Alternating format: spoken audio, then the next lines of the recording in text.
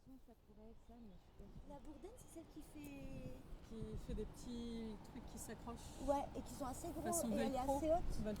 Mais ça fait des Non, cônes. non, là, Si, c'est la un fleur. arbuste. C'est autre chose alors. Non, c'est la bardane. La bardane. Ah oui, Ouais, c'est la c'est ça. bardane.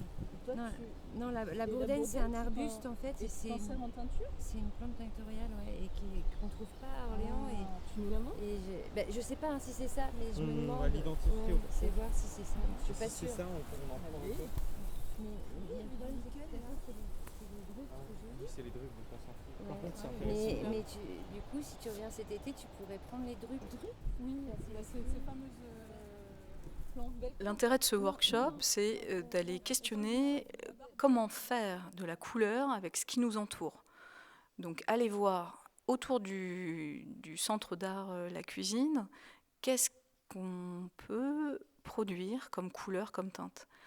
Et c'est en fait hyper intéressant parce que donc, les artistes invités qui font partie de l'association Isina, on se posait les mêmes questions, mais on n'a pas les mêmes approches. Et donc ce workshop nous sert à montrer quel type de couleur on peut obtenir avec toutes les approches possibles.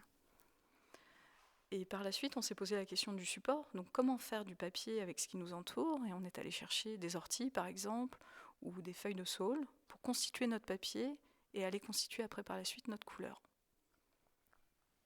Par exemple, avec l'Iris, nos pratiques respectives nous ont mené à expérimenter la couleur brute sous forme d'encre, en faisant varier son pH, mais aussi sous forme de teinture sur tissu, et aussi toute une expérimentation autour des différents liants qui peuvent permettre de donner un aspect autre à la teinture, avec une réflexion aussi autour du papier utilisé ou du support utilisé qui va aussi avoir un impact sur la tenue et sur même la couleur en elle-même. Ici. Et je me suis rendu compte qu'il y avait quelque chose qui m'intéressait là-dedans, d'essayer quand je traverse les paysages, essayer de rendre visibles les couleurs qui sont là, les couleurs des endroits que je traverse.